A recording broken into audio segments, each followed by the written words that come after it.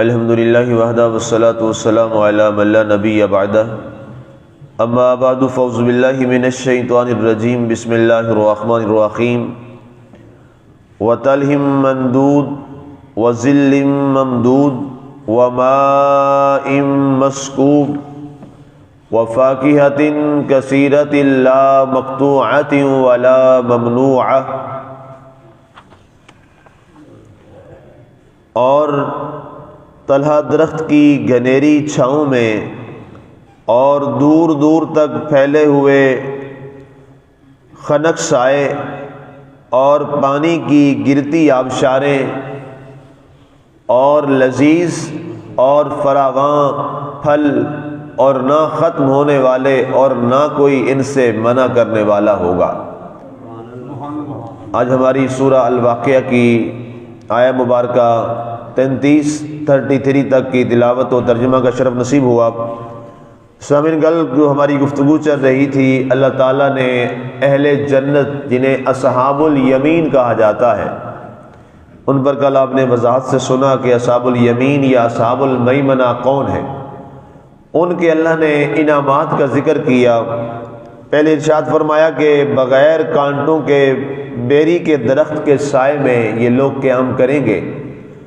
اس کے بعد فرمایا وَطَلْحٍ مَنْدُودٍ، فرمایا یہاں پر کیلے کا جو درخت ہے اللہ تعالیٰ نے اس کا یہاں ذکر کیا۔ فرمایا کہ اللہ تعالیٰ کیلا جو خوبصورت بہترین قسم کا ایک پھل ہے جس کو اللہ تعالیٰ نے باقی پھلوں کی طرح اسے بھی جنت میں پیدا فرمایا ہے، فرمایا اس کی وہاں پر بڑی گھنی چھاؤں ہوں گی اور وہاں پر اس کے لٹکتے ہوئے گچھے اہل جنت کے لیے انعام کے طور پہ پیش کیے جائیں گے۔ وَظِلٍّ مَمْدُودٍ، اور فرمایا کہ وہاں ایسے لمبے سائے ہوں گے۔ حدیث مبارکہ میں آتا ہے کہ ایک جو جنتی ہے اس کے لیے اللہ تعالیٰ نے وہاں جس گھر کا اہتمام فرمایا ہے اور جنت میں جو اس کے ایک ایک درخت جو ہے اس کا سایہ جو ہے وہ اتنا دراز ہے، اتنا لمبا ہے کہ جنتی جو ہے وہ چلتا رہے تو کئی وہاں پر دن گزر جائیں یہاں کے حساب سے، فرمایا کئی دن گزر جائیں تو ایک درخت کا جو سایہ ہے وہ ختم نہیں ہوگا۔ اس انداز کے لمبے سائے ہیں وہاں پر، ہر قسم کی چھاؤں اسے اللہ تعالیٰ نصیب فرمائے گا۔ اور صرف چھاؤں نہیں ہوگی، وہاں جو سائے ہوں گے، جس درخت کا سایہ ہوگا اللہ نے اسے پھلوں کے ساتھ لدا ہوا ہوگا، وہ پھلوں کے ساتھ بھرا ہوا ہوگا۔ وہ پھلدار درخت وہاں پر پھولوں کے ساتھ، پھلوں کے ساتھ، خوشبو کے ساتھ، اور اس کی ایک ایک جو ٹہنی ہے وہ اللہ تعالیٰ کے انعام اور اکرامات کے عطا کردہ پھلوں کے ساتھ وہاں پر لدی ہوئی ہوگی۔ اور آگے ارشاد فرمایا وَمَاءٍ مَسْكُوبٍ، یہ دنیا کے جو منظر نامے ہیں اللہ تعالیٰ نے اس کو سامنے رکھ کر لوگوں کو بیان کیا قرآن پاک میں اس انداز میں۔ ظاہر ہے جنت کا ایک تصور جو انسانوں کے ذہن میں آتا ہے، جنت کا عربی میں معنی ہی ویسے باغ ہوتا ہے، عربی میں جو جنت کا لفظ ہے اس کا معنی باغ ہوتا ہے۔ اب بھی کوئی آپ کی جگہ باغ دیکھیں گے تو اسے عربی زبان میں جنت ہی کہتے ہیں۔ تو اب یہ چونکہ باغ ہے، اس کا نام جنت ہے ہی باغ، تو فرمایا جیسے تم دنیا میں یہ سوچتے ہو اور دنیا میں ایک تمہارا تصور ہے کہ خوبصورت ایک بہت لمبا چوڑا باغ ہو اور اس کے درمیان ایک نہر جاری ہو اور وہاں پر آبشاریں بھی چل رہی ہوں اور وہاں پر سائے بھی ہوں اور وہاں پر پھل بھی ہوں، باغات بھی ہوں، اور وہاں انسان رہتا ہو، چلتا بستا ہو، وہاں سیر کرتا ہو، وہاں پر وہ راحت و سکون کے ساتھ سانسیں لیتا ہو، تو انسان کی یہ تمنا اور خواہش ہوتی ہے۔ اللہ تعالیٰ نے فرمایا اہل عرب جو اور گرد و نواح میں جو لوگ ہیں، جب وہ اپنے کھجوروں کا باغ لگاتے تھے تو ان کی تمنا اور خواہش یہ ہوتی تھی کہ ہمارا ایسا باغ ہو کہ دنیا سے لوگ تاجر یہاں آ کر دیکھیں کہ کتنا پیارا باغ ہے۔ اس میں وہ کیا کرتے تھے، درمیان سے چھوٹی چھوٹی نہریں نکالتے تھے اور اس کے اندر وہ گھر بناتے تھے، اور گھر کے دائیں بائیں چھوٹی چھوٹی نہریں، اور اس پر وہ کھجوروں کے اور انگوروں کے درخت لگایا کرتے تھے۔ تو اللہ تعالیٰ چونکہ قرآن ظاہر عرب کے مزاج کے مطابق اور عرب کے انداز کے مطابق اترا ہے، تو اللہ نے فرمایا اے اہل عرب، تم ساری زندگی لگا دیتے ہو ایک ایسے چھوٹے سے باغ پر کہ جس کے اندر آبشاریں ہوں، اس کے اندر نہریں ہوں، اس کے اندر تمہارا ایک گھر ہو۔ اللہ نے فرمایا کہ ہم تمہیں وہاں ایسا گھر دیں گے اور ایسے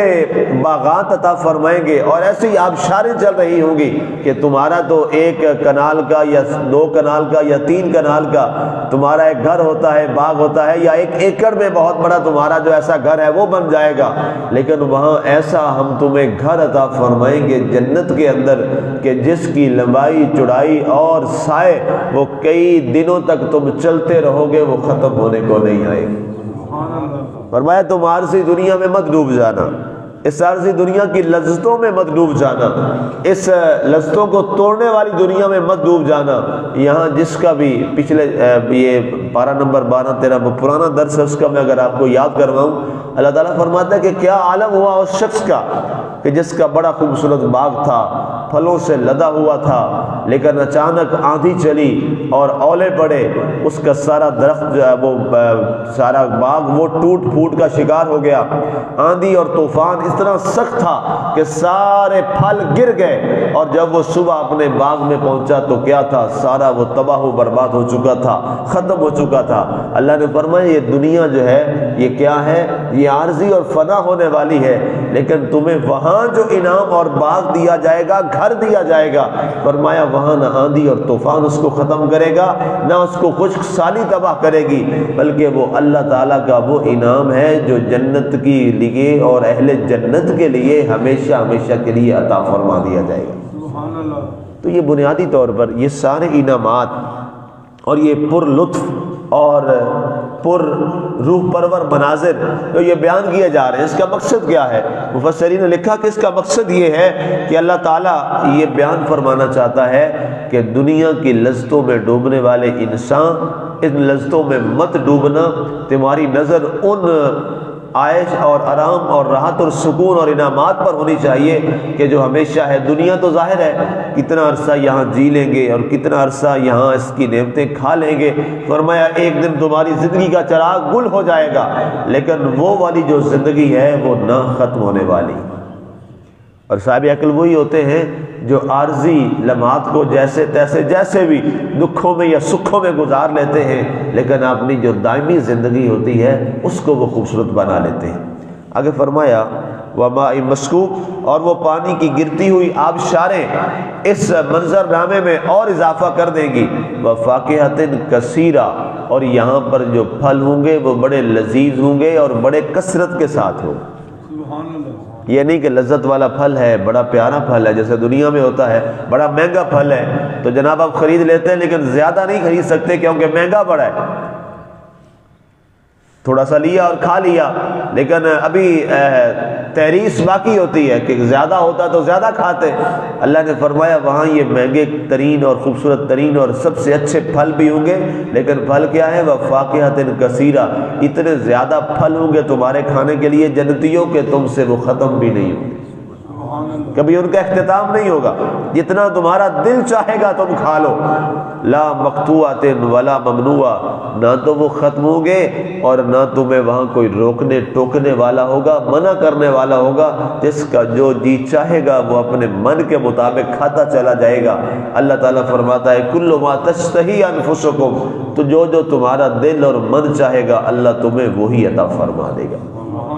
اس کے بعد اللہ تعالیٰ نے مزید اہل جنت کے انعامات کا ذکر کیا ہے، اس پر انشاءاللہ کل بات کریں گے۔ وما علینا الا البلاغ المبین۔